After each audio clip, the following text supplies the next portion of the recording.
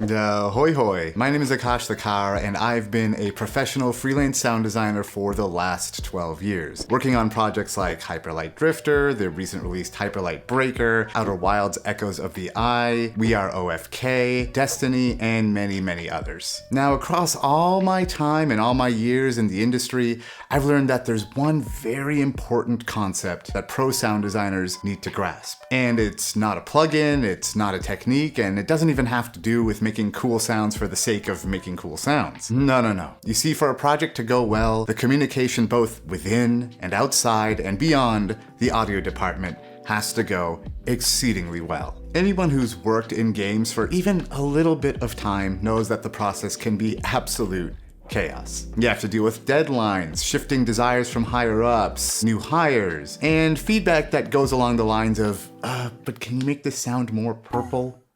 So dealing with all of that is hard enough, and if you're not able to communicate well with your team, well, everything becomes its own special form of hell. And a hidden tool that most people don't suspect that actually helps with that communication is a really good sound library. If you and your team have a really solid core set of sound effects to work with, ideate with, prototype on, and even just chat over, a lot of the sound design becomes a lot smoother, quicker, and clearer, and easier to communicate about. Now, where could someone find such a powerful tool set and such a high quality library, you may very well ask? Well, in today's video, I want to introduce you to the very good work that the fine folks at Pro Sound Effects are doing. And specifically, Pro Sound Effects was kind enough to hook me up with their Core 6 Pro Sound Effects library. So that's what we're going to be talking about in today's video. Now, I mentioned this briefly earlier when it comes to the prototyping and ideating phase of game development, but when we make a game, we typically think of concepting things like art or level design, gray boxing, things like that, but rarely do we talk about concept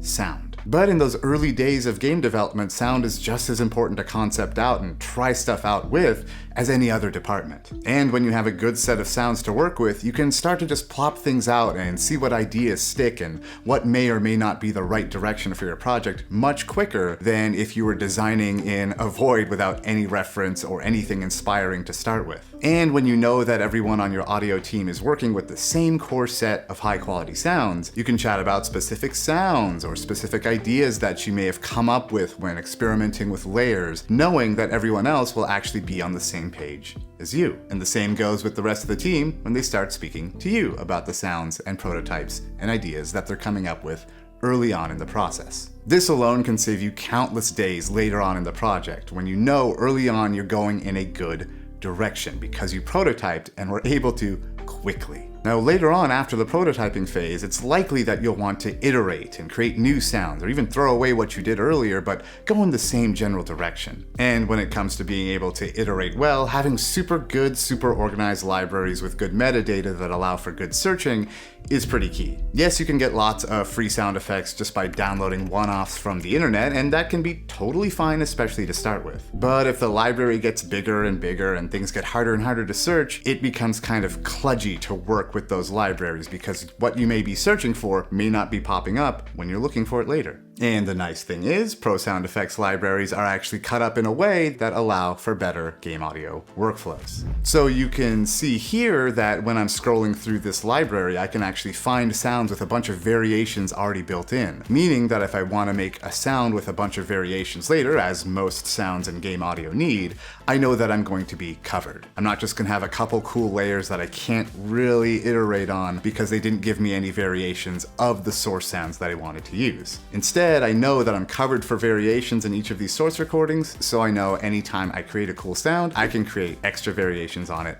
later. And lastly, when your team gets more and more familiar with a core set of sounds, it's easier and easier to bring on new hires to the audio team and familiarize them with your process. All of you have the experience of learning a library. You kind of make a mental map of it as you use it more and more. And the ideal for a new hire is to have them just slot in without any education or training whatsoever, though that will never happen. But as your team that is currently there starts to familiarize themselves with the core sounds you're working with and makes kind of their own mental map, they're able to pass this on to the new hires, making their process for slotting into your team much, much faster. But Akash, your golden puff pastry lattice laid gently upon a Parisian fruit tart. I want to record all of these sounds on my own. That's how you get the best quality. And I hear you. Recording sounds on your own lets you get that certain, as the French say, I don't know what in your sounds. But working with a core library actually allows you to free up your mental energy. When you know that you're covered with a great set of core sounds, you're now free to pick and choose which sounds are most important to go out and record on your own. You'll have more time to invest in what matters most to the project. And I can attest, working on Hyperlight Breaker, which was kind of the spiritual successor to Hyperlight Drifter, a game I did the sound design for, we had a much bigger team, much more sound to make, and much tighter deadlines. So we had to rely on libraries a lot more.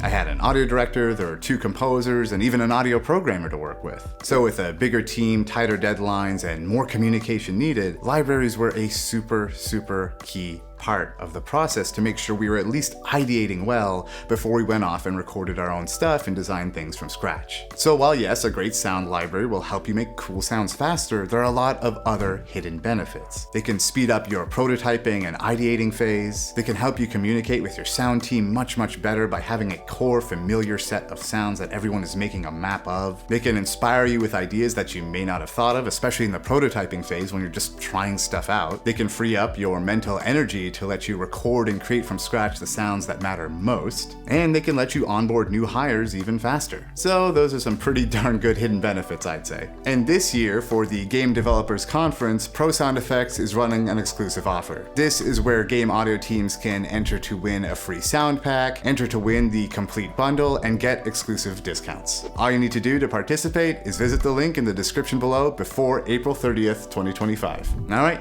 that's it for now. Thanks so much for watching. Go pet a dog.